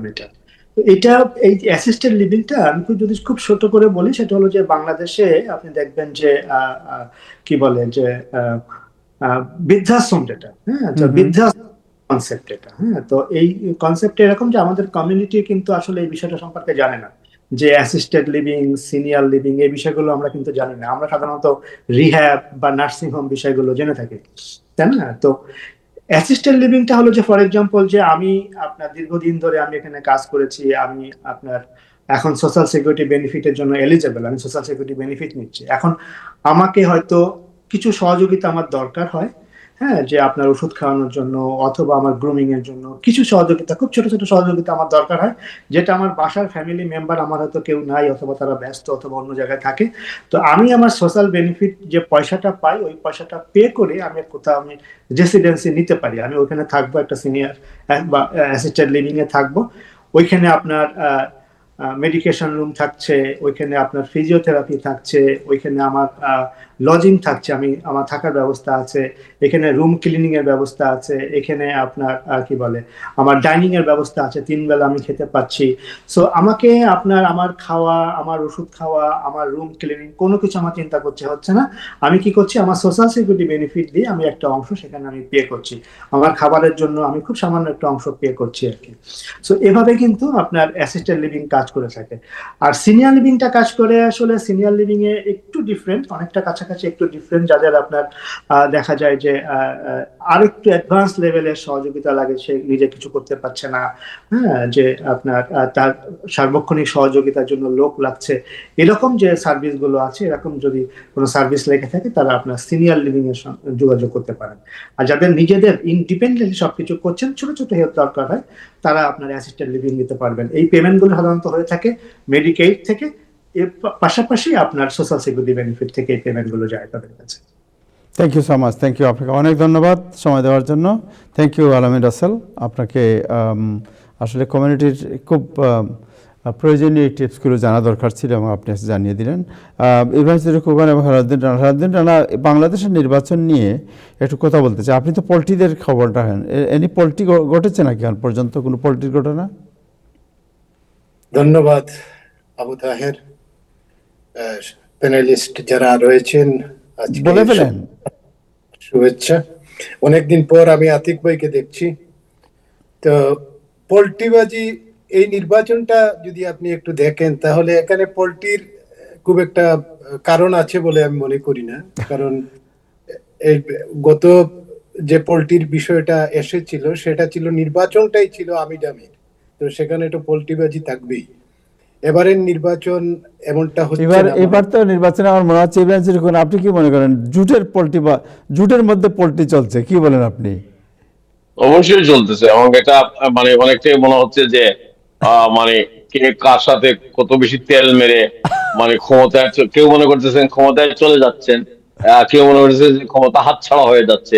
একটা অস্থির অবস্থা বিরাজ করতেছে এবং মানে মনে হচ্ছে যে ক্ষমতা না, একটা ভাগ বাটোয়ারা তাড়াতাড়ি দ্রুত চলে যাচ্ছে, যে কারণে ইব্রাহিম জি চৌধুরী একটা লুটপাটের যেন আয়োজন সর্বত্র শুরু হয়ে গেছে।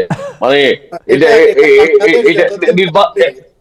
আমার মনে হয় বাংলাদেশ যতদিন থাকবে বিষয়টাও ততদিন থাকবে, কারণ আমাদের রাজনীতিটাই এমন একটা জায়গায় আমরা নিয়ে গেছি যেখানে তেল ছাড়া কিছুই কাজ আসে না। কিন্তু সবচেয়ে আশ্চর্যের বিষয় হচ্ছে এবার যে বেশ বড় বড় কিছু ঋণ খেলাপি বা ব্যাংক লুটেরা যাদের নির্বাচন পত্র বৈধ ঘোষণা হলো, সরকার কি করছে? আমরা তো এমনটা এই সরকারের কাছ থেকে আশা করতে পারি না, বা এটা তো দায়িত্ব জ্ঞান বেশি সিরিয়াস আলোচনায় চলে গেছেন আপনি। এইগুলো তো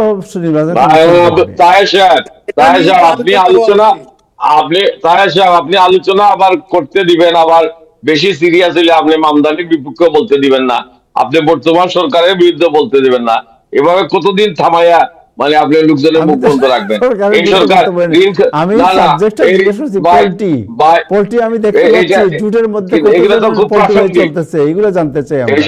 এইসব প্রাসঙ্গিক, এই যে ঋণ খেলাপি, তারপরে আপনি বললেন যে যারা নমিনেশন প্রত্যাশী, যারা আগামী দিনে নির্বাচন করবেন, তারা হলফনায় আমার মিথ্যা কথা কইছে। যে মিথ্যা কথা কইয়া নির্বাচন করতেছে তার এই মিথ্যা দিয়ে তার শুরু। প্রথম কথা হলো যে আপনি কি বিশ্বাস করেন এই যে যারা হলফনামা দিছে এই তাদের সম্পত্তি? কারো স্ত্রী কোনো কাজ করে না কিন্তু স্ত্রীর কোটি কোটি টাকার সম্পত্তি, হাউ কাম? এটা কি বিশ্বাসযোগ্য? এটা তো কোনোভাবেই বিশ্বাসযোগ্য হতে পারে না, মানুষ বিশ্বাস করে না। আমার যা সম্পদ আমার হয়, আর ইলেকশনে দাঁড়াইলে দেখা যায় আমার নাই কিছু, বউয়ের সব আল্লাহর মানে খালি আমার বউয়ের বাড়ি দেখি খালি ফকিরের দল, মানে এদের কিছু নাই। আর যারা নির্বাচনে দাঁড়ানোর সময় দেখা যায় যে মানে সবাই জমিদারের মেয়ে বিয়ে করছে, তাদের পৈতৃক সম্পত্তি অনেক বেশি। এইসব বলা চাচ্ছে যদি তাহলে পরিবর্তন দরকার, এগুলা তো ব্রিটিশ আমলের, কোনো পরিবর্তন তো হইল না। তারপরে আপনি দেখেন মানে এই যে দ্বৈত নাগরিকত্ব, আপনি বিদেশের নাগরিক, আপনি গিয়ে বাংলাদেশে নির্বাচন করতেছেন, আপনি আমেরিকায় আপনার বলতেছেন যে আমি বাংলাদেশের নাগরিকত্ব ছেড়ে আমেরিকার নাগরিকত্ব নিছি, আবার আপনি বলতেছেন আমি বাংলাদেশে ভোটও দিব। মানে এই সব মিলে মানে এটা হজবরল অবস্থা। এটা থেকে তো শুনেন, আমরা তো কোন জায়গায় সঠিকভাবে যাত্রাটা শুরু করতে হবে, এটাই তো আমাদের প্রত্যাশা ছিল। জি। এই প্রত্যাশা তো সেদিকে যাচ্ছে না, তাই সাহেব। রাসেল ভাই, আপনি তো পলিটিক্যাল লোক, আপনি আবু তাহের যে কি মনে পোল্ট্রির করেন? কথা বললেন, হুজুর, পোল্ট্রিটা ইভেন হুজুররাও যেভাবে পল্টি মারতেছে আমি দেখতেছি, মানে খৈর মতো ফুটতেছে কিন্তু একেবারে। না, ঘটনা হয়েছে যেটা, সেটা হলো যে বাংলাদেশে সবচেয়ে বড় সমস্যা কি, যে আপনার জ্ঞান ভিত্তিক সমাজ ব্যবস্থা না। হ্যাঁ, হ্যাঁ। আর এই যে এটা একটা সবচেয়ে বড় সমস্যা বাংলাদেশের জন্য। এটা আমাদের নিউ ইয়র্কের কমিউনিটিতেও একই সমস্যা। যদি জ্ঞান ভিত্তিক সমাজ বা জ্ঞান ভিত্তিক চর্চা বা কমিউনিটি না দাঁড়াতে পারে, তাহলে কিন্তু আসলে কোনোভাবেই আপনি যতই চেষ্টা করেন না কেন, আর আপনার আমাদের ইব্রাহিম ভাই যতই এখানে এসে কথা বলুক না কেন, কোনোভাবেই কাজ হবে না। না, তো আপনি আপনার কথাটা আমি ধরতে পারছি। তো পরিষ্কারই বলেন যে মানে মানে মার্কা বড় জিনিস না, ব্যক্তি বড়। আমরা ভোটটা দেব ব্যক্তি দেখে, ব্যক্তির যোগ্যতা দেখে, কোনো মার্কা দেখে নয়। এবং এই এই যে ট্রেডিশন, এটার থেকে বেরিয়ে আসলেই আমার মনে হয় বাংলাদেশের একটা প্রভূত উন্নতি হবে। জি, আচ্ছা, আমরা তো শুনুন সেই কি বলেন, আগের যুগেই রয়ে গেছি। ওনার বক্তব্যটা শুনি একটু। এটা তো অবশ্যই আপনার ব্যক্তি ব্যক্তি দেখে ভোটটা দিতে হবে। আর একটা জিনিস কি, যে যদি বাংলাদেশের নির্বাচনের যে আপনার তাদের যে ম্যানিফেস্টো গুলো আছে, তাদের যে বক্তব্যগুলো আছে, এবং তাদের যে হলফনামাতে যেটা তারা লিখছেন, এটা যদি প্রকাশ করা হইতো আপনার স্থানীয়ভাবে, স্থানীয় নির্বাচন কমিশন যদি এটাকে প্রকাশ করতো, তাহলে দেখা যেত যে তাদের যে মিথ্যা চর্চাটা, এই মিথ্যা চর্চাটা কিন্তু বের হয়ে আসতো এবং সাধারণ মানুষ কিন্তু বুঝতে পারতো। এবং এর পাশাপাশি আর একটা জিনিস তাহের ভাই, যে বাংলাদেশে আমরা যেভাবে বলি না কেন, নির্বাচনের নেতাদের যে চিন্তা ভাবনা, যেভাবে তারা আগাচ্ছেন, যেভাবে কথাবার্তা বলছেন, কিন্তু সাধারণ জনগণের মধ্যে কিন্তু অনেক পরিবর্তন আসছে গত বছর জুলাই আন্দোলনের পরে। হ্যাঁ, এটা কিন্তু একটা বড় ব্যাপার। আমি কিভাবে বলছি, আমি মিথ্যা বলছি না সত্য বলছি, সাধারণ জনগণ কিন্তু সেটা বুঝতে পারছে। হ্যাঁ, আগে কিন্তু এই প্র্যাকটিসটা থেকে আমরা দূরে ছিলাম, এটা একটা পরিবর্তন। 2 নম্বর হলো যে বাংলাদেশের নির্বাচনে আপনার দেখবেন যে 3 ভাগের 1 ভাগ কিন্তু তরুণ প্রজন্ম, যারা বয়স কিন্তু 26-27-এর নিচে, প্রায় 4 কোটির ভোটার কিন্তু। এবং বাংলাদেশের এই নির্বাচনটা একদম তাদের উপরেই কিন্তু নির্ভর করছে যে আপনার বাংলাদেশের নির্বাচনটা কোথায় যাবে। সুতরাং আমাদের নেতাদের মধ্যে, যে আপনি যেটা বললেন যে পোল্ট্রিবাজ, এই পোল্ট্রিবাজ শুধুমাত্র কিন্তু যে দল ভিত্তিক আছে তা না, ব্যক্তি পর্যায়ে কিন্তু পোল্ট্রিবাজ আমরা দেখেছি। আমি যদি নাম ধরে সরাসরি বলি, সেটা হলো তাসলিম জারার, যদি নামটা আমি যদি বলতে চাই, আমি ব্যক্তিগতভাবে তাকে খুব পছন্দ করতাম, সবকিছু ঠিক আছে, কিন্তু তাকে কিন্তু নিয়ে আসছে কিন্তু আপনার এনসিপির মাধ্যমে কিন্তু তাসনিম যারা বা আপনার অন্য যারা আছে, এরকম বেশ কিছু নেতা আছেন যারা পরিচিত হয়েছেন বাংলাদেশে, তারা কথা বলেছেন, কথা বলার প্ল্যাটফর্ম তৈরি হয়েছে, তো তারা কিন্তু আজকে সেই সব প্ল্যাটফর্মে কিন্তু নাই। শুধু এনসিপি না, আপনার অন্যান্য দলেও কিন্তু এরকম আছে। তো পোল্ট্রিবাজ কিন্তু আপনার ব্যক্তি পর্যায়েও কিন্তু আছে, দলের বাইরে চলে আসছে কিন্তু পোল্ট্রিবাজটা। Thank you so much, thank you. আমরা তাহের সাহেব, আর আমরা এই যে খালি রাজনীতিবিদদের দুষাদুষি করতেছি, আমরা সাংবাদিকরাও তো পোল্টিবাজ কম না। আজকে থেকে 2 বছর আগে যেদিকে তাকাইতাম সব বঙ্গবন্ধু সৈনিক, মুক্তিযুদ্ধের চেতনা, এসব বলতে বলতে আমাদের হাতে কলম, আঙ্গুল সব পাকা হয়ে যেতেছে। এখন যেদিকে তাকাই চারিদিকে আমার লোক, উনারা হয় জামাতের বন্ধু, না হলে বিএনপির বন্ধু। এখন এই দুইয়ের মাহাত্ম্য গাওয়ার জন্য আমাদের সাংবাদিকরাও রেডি। তো এই কি মানে এই পোল্টিবাজ নাই কোথায়? মানে কারে দুষবেন আপনি? এরা তো তেলের পিপা সাথে নিয়ে আসতেছেন এখন। জি, রানা সাহেব, আপনাদের ইয়েতে ঠান্ডা কেমন মিশিগানে? মিশিগানের ঠান্ডা তো মানে আমি বলবো বহুদিন এরকম ঠান্ডা দেখিনি। এই ডিসেম্বর থেকেই যে ঠান্ডা শুরু হয়েছে, জানুয়ারি তো যাচ্ছে। আচ্ছা, গতকালকে দিনেও ছিল মানে এমনি টেম্পারেচার ছিল -11, -12, -13 এরকম, বাট ফিল লাইক -21 এরকম। এখনো বাইরে সম্ভবত ফিল লাইক -18, -19 এরকম। আচ্ছা, তো খুবই খারাপ ওয়েদারের কেয়ারফুল অবস্থা। থাকবেন, জি জি। কেয়ারফুল থাকবেন। সো আপনি কি মনে করেন যে অল অফ এ সাডেন ভারতীয় দূতাবাসের যত কর্মকর্তাদের পরিবার পরিজনকে সে দেশ মানে ফিরে যেতে বলা হয়েছে, হোয়াট ইজ দ্য রিজন? এটা তো সাংঘাতিক, মানে একটা জরুরি ভিত্তিতে মানে এটা হয়, শোনেন, কোনো এটা দেশে যখন মানে যুদ্ধ শুরু হয় তখন এটা বলা হয়, বা কোনো দেশে আক্রমণের যদি কারণ হয় তখন এই ধরনের নির্দেশ দেওয়া হয়। বাংলাদেশের ব্যাপারে কি ঘটলো হঠাৎ করে? আমি মনে করি না যে মানে এটা একটা নাটকীয়, মানে নানান নাটকীয় ব্যবস্থা, একটা স্নায়বিক চাপ সৃষ্টি করার জন্য হয়তো ভারতীয় করতেছেন। এমন বাংলাদেশে এমন কিছু হয় নাই যে এখানে একটা বোমা পড়ে যাবে সবাইকে। এমনকি যুদ্ধ অবস্থায় একটা রাষ্ট্র তার দূতাবাসকে রাখে, এবং এটা পরিবার পরিজনকে নিয়ে এসে মানে আমার মনে হয় একটা একটা স্নায়বিক চাপ সৃষ্টি করার জন্য, একটা কনফিউশন সৃষ্টি করার জন্য। আর পাশাপাশি এটাও তো ঠিক যে ভারতে বসে বাংলাদেশের সবচেয়ে বড় রাজনৈতিক দল যাকে নিষিদ্ধ করা হয়েছে, তাদের বাদ দিয়ে সবচেয়ে একটা বড় নির্বাচন রাজনৈতিক হচ্ছে। দল এই নাকি? নির্বাচনে দল হিসাবে যারা ক্ষমতায় ছিল, দীর্ঘদিন ক্ষমতা শাসন করেছেন, বিএনপি বলে তাদেরকে তারা সবচেয়ে বাইরে বড় থেকে। রাজনৈতিক দল, এখন আওয়ামী লীগ বলে আওয়ামী লীগ। আচ্ছা, অন্যতম বড় দল। আচ্ছা, যাই হোক, তাদের বড় না হলে বড় দলদের একটা, এটা তো বলবেন এমন কোন হ্যাঁ, জায়গা একটা নাই বলতে পারেন, বাংলাদেশের জি। সেখানে সেখানে আওয়ামী লীগ নাই, সেখানে একজন বিএনপি নাই। তো বড় দলগুলো বা জামাত নাই, বড় দলগুলোর একটা, তাদের বাদ দিয়ে নির্বাচন হচ্ছে, এবং সেখানে কোনো নেপথ্য ষড়যন্ত্র আছে কিনা নানান কানাঘুষা শুনতেছে। এবং এই অবস্থায় যদি এই ধরনের দূতাবাস থেকে আমরা লোকজনকে প্রত্যাহার করি, তাহলে একটা কনফিউশন সৃষ্টি হবে, একটা স্নায়বিক চাপ সৃষ্টি হবে, এইটাও হতে পারে। এর বেশি তো তথ্য কিছু আমরা বলতে পারবো না, তবে এটা মোটেও শোভন না, বা এটা একটা ভালো ইঙ্গিত দেয় না। প্রতিবেশী সুলভ, একটা সুপ্রতিবেশী সুলভ একটা ইঙ্গিত এটা দিচ্ছে না, এবং এটা আমরা আশাও করতেছি না। এখন আমরা ভারতের সাথে যে বৈরী সম্পর্ক, একটা একটা একটা গ্রে লাইনে অবস্থান করতেছে, এটা কোন দিকে মোড় নেবে আমরা আগামী দিনে দেখবো। এবং নির্বাচন এখনো, শুনেন, বাস্তবতাটা হচ্ছে আবু তাহের সাহেব, আমরা আজকে পর্যন্ত যারাই ফোন করে সবাই বলে ভাই নির্বাচন হবে কি, মানে এখনো মানুষের মধ্যে সেই নির্বাচনের জোয়ারটা সৃষ্টি হয় না। এটা দুঃখজনক হলেও সত্য। এটা দেখা যাবে কাল পরশু কি হয়। এবং আমরা বাংলাদেশের মানুষ, ভারতের দূতাবাস, সেই ভারতীয় উনাদের কি করলো না করলো, আমরা আমাদের ঠিক রাখতে হবে, আমাদের দেশটাকে রক্ষা করতে হবে। এবং আমরা আমাদের মধ্যে, হ্যাঁ, মারামারি করব, পরস্পরকে দুষারোষ করব, কিন্তু আমরা আমাদের দেশটাকে নিয়ে তো দাঁড়াতে হবে। আমরা কারো মুখাপেক্ষি হয়ে থাকলে চলবে না। জি। রাসেল ভাই, আমার আপনি কি মনে মনে হয় করেন এটা কেন হঠাৎ করে ইন্ডিয়ান এমবাসির সব কর্মকর্তাদের পরিবার পরিজনকে দেশে চলে যেতে বলা হয়েছে? What is the reason? এটা একটা জি, এটা কূটনৈতিক টানাপোড়েন, আমি বলবো। এর এর বেশি এমন তেমন কিছু না। আমরা যুদ্ধ কার সাথে করব? আমাদের প্রতিবেশী তো ভারত, যুদ্ধ হলে ভারতের সাথে হবে। কিন্তু বাংলাদেশের সাথে তো ভারতের যুদ্ধাবস্থা বিরাজ করছে না। হয়তো কূটনৈতিক সম্পর্ক নিয়ে নানা সময়ে টানাপোড়েন চলছে।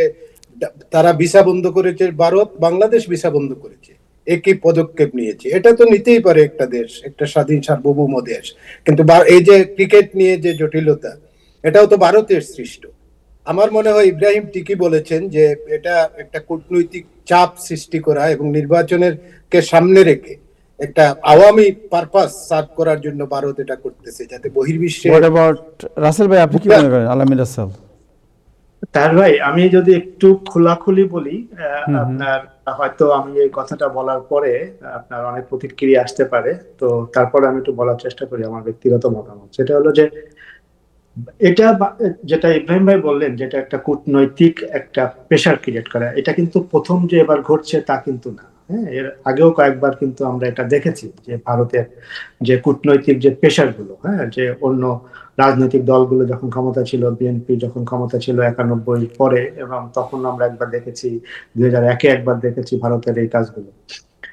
এখন যেটা হচ্ছে সেটা হলো যে যেহেতু আপনার আওয়ামী লীগ নির্বাচনে নাই, ভারত চেষ্টা করেছে প্রথমে যে বিএনপির মাধ্যমে আপনার আওয়ামী লীগের একটা অংশকে প্রতিষ্ঠিত করা। সেটা আপনার যখন দেখছে, আপনার ইন্ডিয়া দেখছে যে সেটা খুব বেশি একটা পথ আগাচ্ছে না, তখন ভারত কিন্তু এই নির্বাচনটাকে বালচাল করবার জন্য অনেক রকমের পদক্ষেপ তারা নিচ্ছে। হ্যাঁ, যে নির্বাচনটাকে যাতে সুষ্ঠুভাবে হতে না দেওয়া হয় বা বন্ধ করা যায়। তো এটা তারই একটা প্রক্রিয়া, এবং সামনে আরো কিছু প্রক্রিয়া আমার কাছে মনে হয় যে আমরা হয়তোবা দেখবো। Thank you so much, thank you. আপনাদের সবাইকে শুভেচ্ছা। আমার মানে আমি কৃতজ্ঞতা জানাবো ডক্টর বিএম আতিকুজ্জামান, উনি ফ্লোরিডা থেকে আমাদের সাথে যুক্ত হয়েছিলেন অনেকদিন পরে এবং অত্যন্ত সুন্দর আলোচনা করলেন। ইব্রাহিম চৌধুরী খোকন, আমার মনে হয় যে আপনি একটু আপনার যে সবসময় কমপ্লেনের যে স্বভাব, এটা একটু পরিবর্তন করেন। আমার মনে হয় you should take some rest. এটা অনবরত আপনি কমপ্লেন করেন, আপনাকে সময় দেওয়া হয় না, আপনি সবচেয়ে বেশি কথা বলেন এবং এরপরে আপনি অনবরত কমপ্লেন। ডক্টর এটা কি কোনো সাইকোলজিক্যাল কোনো ব্যাপার আছে নাকি এটার? এই টেলিভিশনের সবকিছু তো রেকর্ডকৃত, আমাদের লক্ষ লক্ষ দর্শক ওনারা জানেন। এবং এখানে যে আপনি ছাড়া যারা আছেন তাদেরকে আমি সাক্ষী মানতে পারি, কোনো যোগাযোগ ছাড়াই আমাকে কখন থামিয়ে দেওয়া হয় এটা সবাই জানেন। তো যখনই দেখা যায় যে এই কথাটা আপনার মানে দক্ষিণ দিকে চলে যাচ্ছে বা আপনার মানে বাম দিকে চলে যাচ্ছে, তখন আপনার এই প্রসঙ্গ আমাদের আপনার চলে যায়। বাট এনিওয়ে, সিলেটে একটা ভাষা আছে, এটাকে বলে নাউকানি। নাউকানি আর কি, এটা আহলাউদ্দিন রানা সাহেব বুঝবেন, রাইট? আমাকে তারপরেও যে বলার সুযোগ দেওয়া হয় এই জন্য ধন্যবাদ। সব সত্য তো আমরা বলতে পারি না, বাট বলার চেষ্টা করি। তো থ্যাংক ইউ টাইম টেলিভিশন, এবং থ্যাংক ইউ আমাকে যারা সমর্থন করেন, এবং একটা গালিবিও যে সমর্থন করেন, এই জন্য আপনাদের ধন্যবাদ।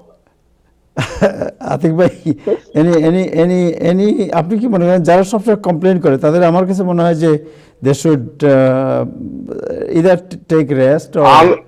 আমার সাথে আমার প্রেসিডেন্ট কি কইছে, আমি এখন আর দুনিয়ার কোনো কিছু নিয়ে শান্তি মান্তি এগুলো না, আমি আমার কথাই বলবো। এখন আমরা এই আমার নোবেল পুরস্কার দেওলাই বাবা, আমি আর এই তোমাদের শান্তি মান্তিতে নাই।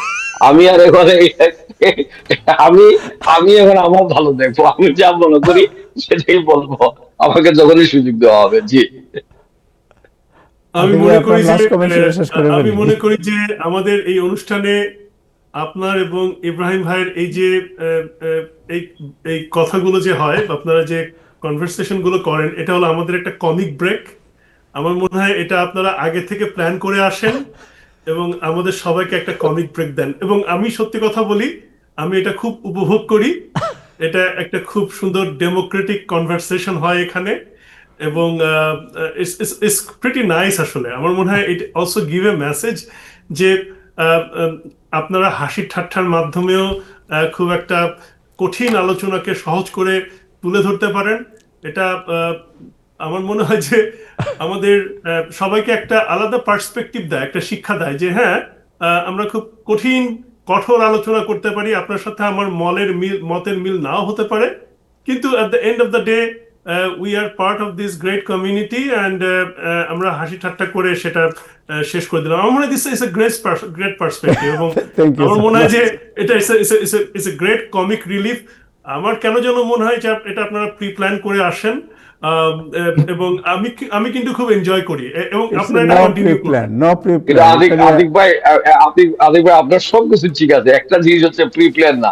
আমার একটা প্রি প্ল্যান থাকে, আমি জানি সবসময় আমি আজন্ম লড়াই করে আমাকে টিকে থাকতে হয়েছে। আমাকে কখনো ক্ষমতাবান, যিনি ক্ষমতায় থাকেন, যিনি টেলিভিশনের অনুষ্ঠান পরিচালনার ক্ষমতায় থাকেন, তিনি থেকে শুরু করে সর্বোচ্চ রাষ্ট্রীয় পর্যায়ে পর্যন্ত অনেকের সাথেই আমার মহরণ ছিল, কিন্তু তাদের প্রয়োজন ছাড়া কখনো আমাকে স্পেস দেওয়া হয় নাই, এবং দিবেনও না।